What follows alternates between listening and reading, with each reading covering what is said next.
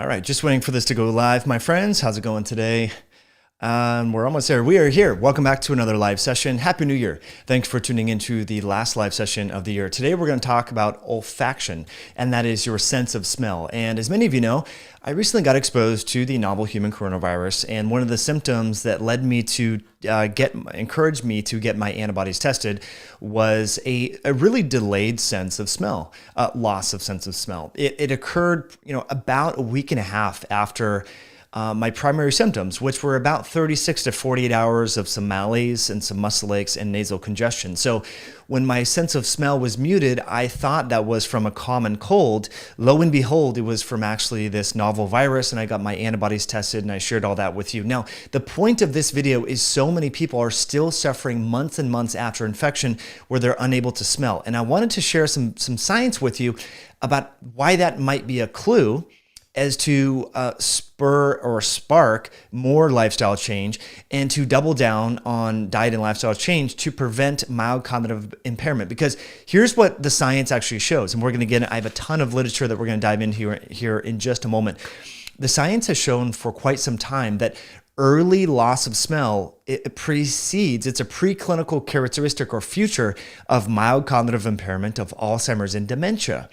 So when I started to dive into the research on the correlation between loss of sense of smell in the post-COVID-19 syndrome and how the virus seems to accelerate the atrophy of the olfactory bulb, and how in some people it comes back right away and others it doesn't, it gave me a little clue or a little hint that, maybe in some people who already have an accelerated atrophy of their olfactory bulb and have preclinical mild cognitive impairment, dementia, or Alzheimer's, that it's just accelerating the process of the already pre-existing neurodegeneration. Now, I don't have any evidence to prove this, but today what I would like to share with you is just some of the data out there and some of the things that I'm personally doing, because my sense of smell is still muted, but I can smell things.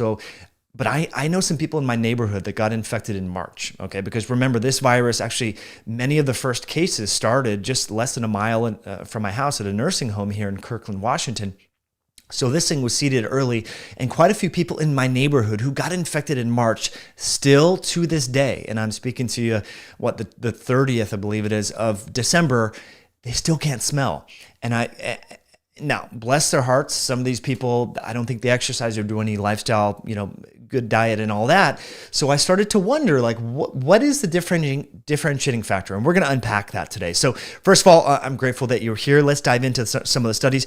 Now, what's interesting, in people who have been infected with the virus, the data is quite clear from pre and post MRI studies. So some people that maybe had an MRI last December, they got infected, then they told their doctor, hey, I can't smell. And the doctor was like, oh, cool, you have an MRI, let's run another MRI. They're showing atrophy in the olfactory bulb. So for some of you science nerds, here's an image of the olfactory bulb.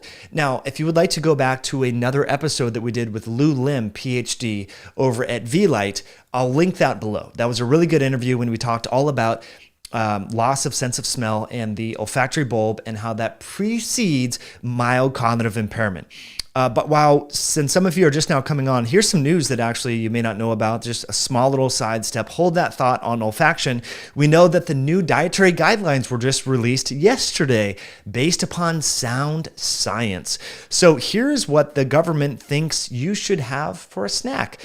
This is whole grain bread with peanut butter and bananas, okay? So remember, this is about health promotion. If you want to get healthy, this is a healthy snack. Whole grain bread, bananas, and peanut butter. Here's also, this is hot news. This is right from literally the PDF released by our federal government. Here's a healthy breakfast, they say. So you can have half a cup of raw oats. They don't specify organic or gluten-free, glyphosate-free. Remember, oatmeal is heavily sprayed with glyphosate. And then you can have low-fat plain Greek yogurt. We all need more low-fat stuff in our life. Remember, fat is still bad, right? Fat-free milk. So low-fat Greek yogurt, they don't specify low sugar, but they specify low fat, fat-free milk, and a banana. So this is a healthy breakfast per updated science. And right here is a screenshot from from the U.S., the new updated dietary guidelines, saying that these guidelines this is in the introduction, page 3, grounded in science, low fat milk, low fat yogurt, whole grain, oatmeal, grounded in science. I just wanted to share with you science has taken on a totally new meaning here in 2020, where we're there's political influence and corporate influence clearly, and it's just kind of interesting. I just wanted you to know about that. But getting back to olfaction, let's talk about why you're here right now. Okay, so we know that in the post infectious state in individuals who survive and are infected with the novel human coronavirus.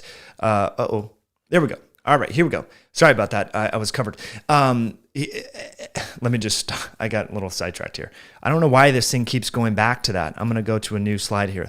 Sorry, my screen was messed up. Okay, so we know in the post-COVID infectious state, we know that individuals tend to have varying degrees of olfactory atrophy.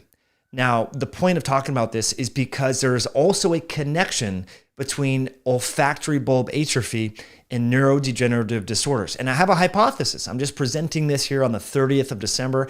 I don't know if it's going to pose to be valid or not months down the line, but this is what I suspect.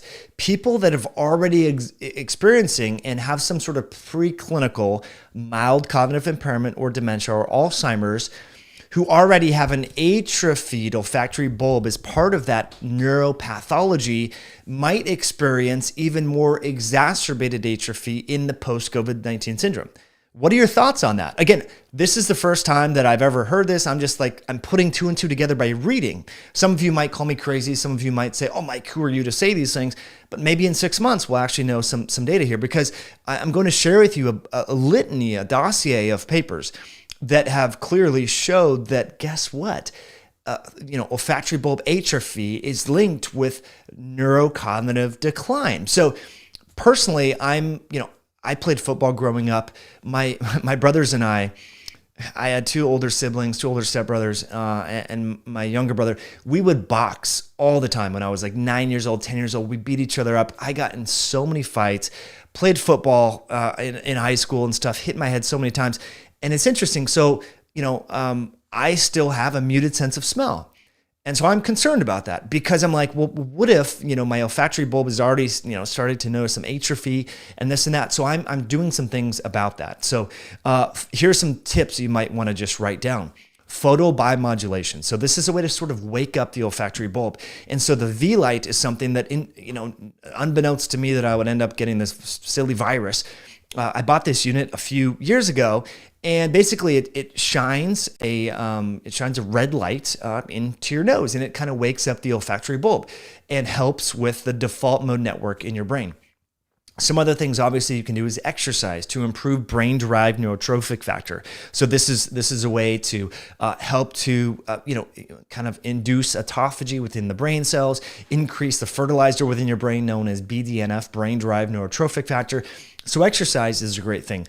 One thing that I'm going to start to dabble in, I might do 3 to 5 sessions just to experiment to see if I can accelerate the recovery of my muted sense of smell, is going into a hyperbaric oxygen therapy chamber. Now, I know this is not accessible to everyone, but here's what's interesting is there's a ton of data on HBOT, which is the acronym for hyperbaric oxygen therapy. We did a wonderful full-depth interview and podcast with Steve Best, a medical doctor in outside of Chicago, who uses this in his therapy. He's a psychiatrist, and he uses this a lot for people that have a traumatic brain injury and a stroke. And so it seems to me that, well, if HBOT would work in the sense to help to repair damaged neurons, well, why wouldn't it help to work with olfactory bulb atrophy in the context of a post-COVID situation, or in someone who has mild cognitive impairment from head trauma and things like that? So really interesting stuff. But there's a bunch of data showing that early loss of sense of smell is linked with mild cognitive impairment and dementia. So again, the running hypothesis that I could be totally wrong on this, just like I could have been totally wrong on March 31st when I shared the podcast with you all that said, you know what? there's a disparity in the chronologic age of people who get really sick. There's some 37-year-olds who are on a ventilator, and there's some 70-year-olds who are just fine. What is that disparity? And part of the hypothesis that I shared with you that I was a little bit reserved in terms of my making it public to you was like, hey, there could be some immunosenescence going on in people who have really severe outcomes when they get infected with this virus. And then a few months later, David Sinclair at Harvard, and we know Matt Kaeberlein and all these geroscientists and longevity researchers, they certainly didn't copy my work. They're thinking along the same lines, came out and said, you know what? The disparity in age-matched outcomes could be that biologic age is accelerated in people who have a more severe outcome because of immunosenescence. So hold that thought, and I do want to share with you all a new formulation. We just launched it yesterday. It's called Thymus Revive. This is a formula that I've been working on for quite some time. It's a really, really unique formula because this is a bovine thymus glandular from neonatal cows. And so this is super, super clean from domestic cattle, really, really clean product. So if you don't eat a nose-to-tail animal-based diet and you're not getting organ meats in your diet, number one, you're missing out. You need to start having more liver, start having more kidneys, start having more heart, start having more beef tongue. Just, there's a lot of different nutrients in all types of cuts of meat. Okay, that's number one. Number two, a lot of us are not getting the glandulars that people in South America and people in Asia eat all the time. Like you get pancreas, you get small intestine, when you go to Argentina or Chile.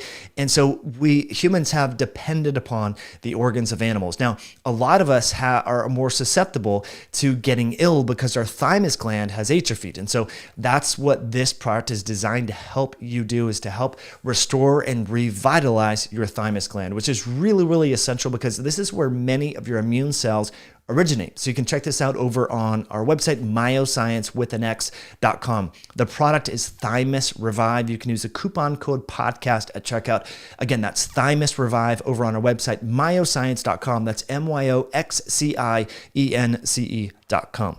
Okay, let's get back to some of this data. I think it's super fascinating stuff, and we'll just look at this study right here. And I have some quotes that I want to share with you. And by the way, thanks for being here. Thanks for listening in iTunes. It's been an interesting year, has it not? Part of this, why I share this right now, like some of you are like, dude, I don't care about sense of smell. Like, share with me how to lose fat.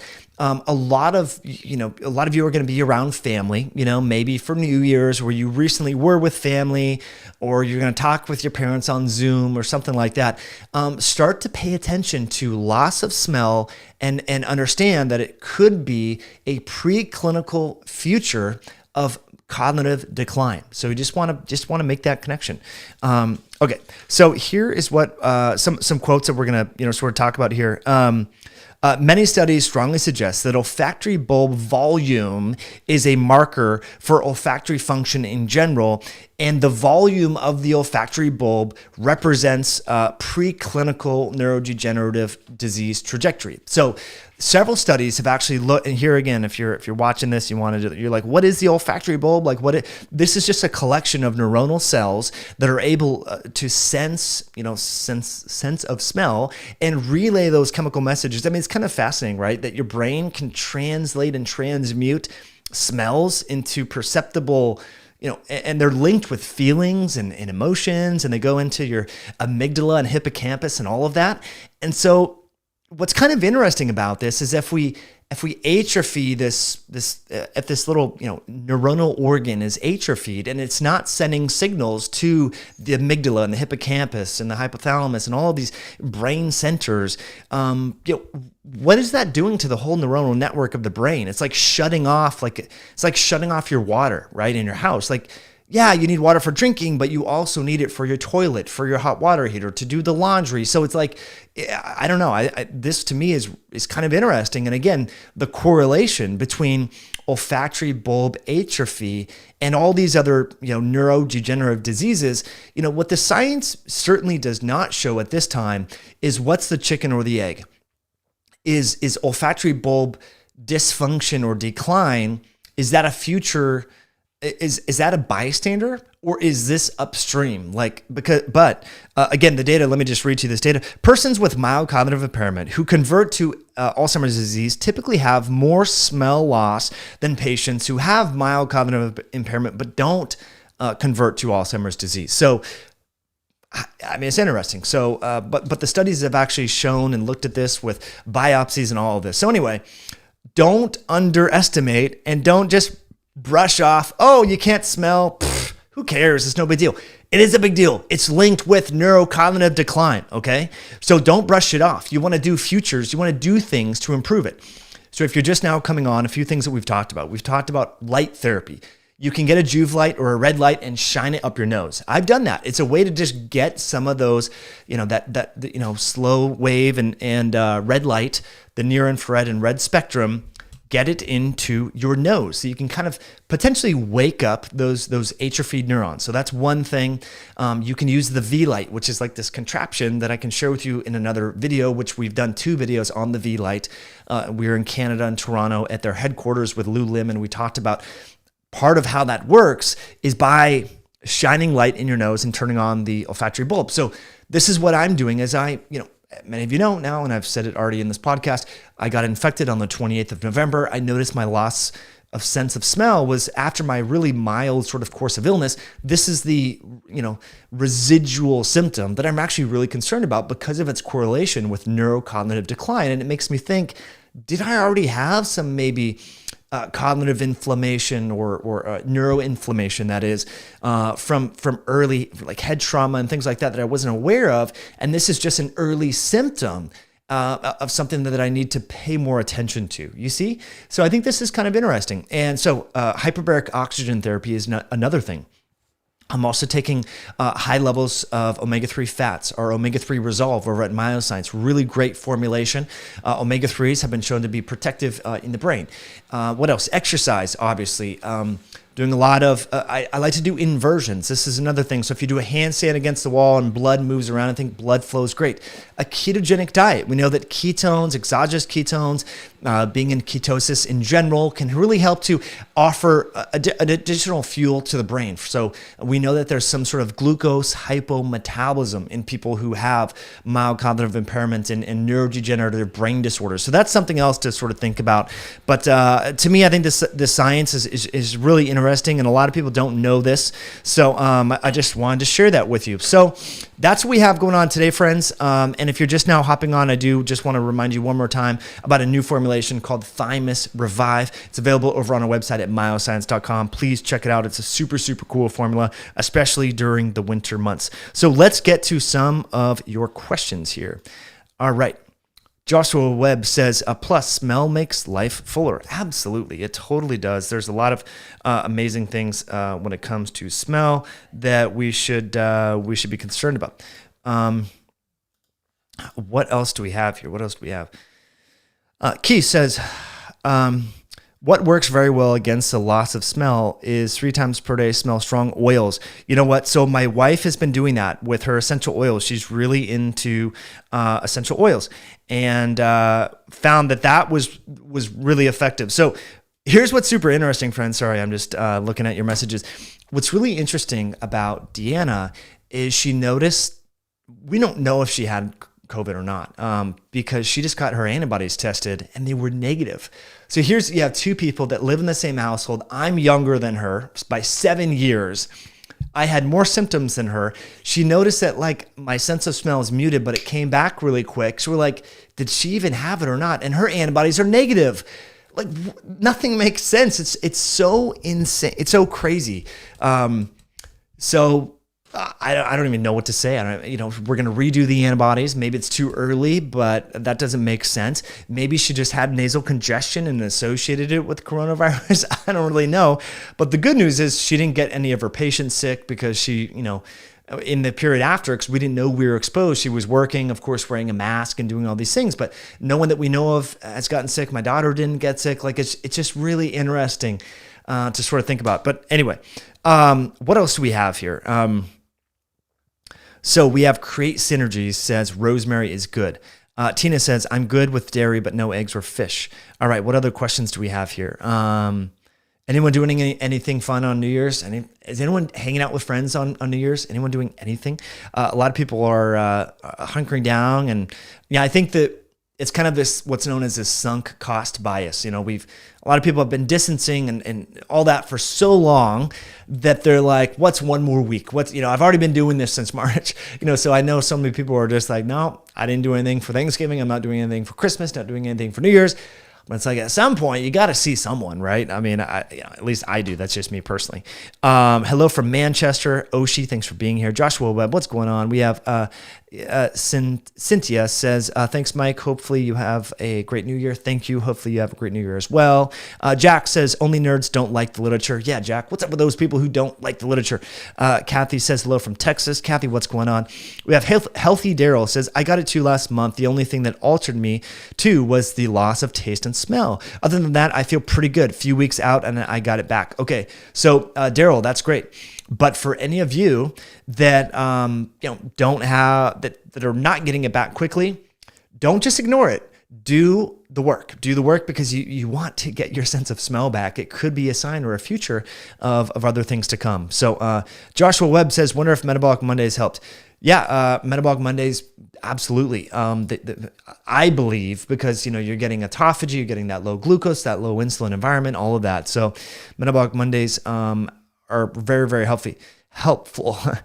Joshua Webb says, whole grain bread, that's so 80s nutrition. I know. So the food pyramid, friends, if you're just now coming on, I was sharing with you some of the screenshots from the new My Plate PDF book from the US the USDA dietary guidelines, and this is what they want you to snack on: a whole grain bread with PB&J and some bananas. Oh yeah, and here's breakfast again. You have a banana walnut banana walnuts with oats and honey, and fat free, of course, milk, and of course low fat plain Greek yogurt. So great stuff coming from the government, of course, as always. Thank you, government. So we have Jarrett says, love your work. Hey, thank you, buddy. Thanks for being here. Era says, do you need to cycle keto? And if so, what are good times to cycle keto? Yeah, I like to cycle keto seasonally, and this is the season to cycle the ketogenic diet, right? Look outside your window. I mean, unless you live in Hawaii or South America, you're not really probably growing any blueberries. I can tell you here in the Northwest, which is the blueberry capital, at least of the West Coast, ain't no blueberries growing here, no raspberries, nothing. And so this is a good time of year to be low carb because it's just you're in harmony with your seasons.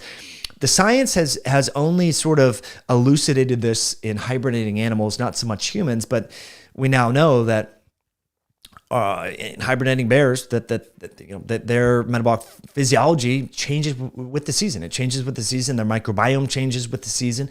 So it makes sense in humans that we would naturally adapt to our environment by having cyclical changes within our metabolism. So this is the time of year to do more of a carnivore keto style diet. Tina says, could it be the very different DNA is why you were positive and she wasn't? Yeah, could it be DNA? Could it be environment? One thing that I'll say about Deanna is she gets way better sleep than me and way longer sleep than me. She's in bed sometimes at 8:30. The earliest I get to bed is 10. I mean, that's like a good day, right? I like to read. I'm doing research. I'm doing this. I'm editing videos and all this stuff. And so she gets way more sleep. And I took an antibiotic, right? Because I had this infected foot. It's a long story. I don't want to get into the details here. But I stepped on a sea urchin. I got this infected foot. And I think I was more vulnerable due to the antibiotics. So Privacy and Tech Tip says, wouldn't want all that fat to clog your arteries. I know, man. Sugar is way better than fat. We want sugar. In fact, the new USDA guidelines, the new dietary guidelines, are suggesting that it's okay to have up to 10% of your calories from sugar. So look, if you eat a 2,000 calorie a day diet, you can still have your Slurpee from 7-Eleven, you guys. You can still have a couple Twinkies and donuts because that's only like 40 grams of sugar. You can still have ice cream. Yeah, this is how we create health in 2020. So sugar's good, but of course fat is really, really bad. I'm joking, of course. Okay, Jeff Robertson says, chemotherapies also cause damage to smell and taste. Yeah, Jeff, I have a few clients who have had chemo and some weird things are happening to their bodies that are unexplainable because these are some of the healthiest, they're living the healthiest lifestyles possible and they're still having weird issues. And so chemo does some crazy stuff. Okay, so RN Kim says most upper respiratory infections, viral or bacteria, alter taste and smell. This is nothing new. RN Kim, thank you. But it seems that the persistence here is a little bit longer, at least in the literature for COVID-19. And there's more, there's some pretty good MRI evidence showing that the atrophy of the olfactory bulb is pretty pronounced in the post-COVID-19 situation. So Kim, I definitely appreciate what you do as a nurse. So thank you for being here. Thank you for that comment. But it seems to be a more pronounced future of this particular virus, and it seems to be lasting longer. But thank you again. So yeah.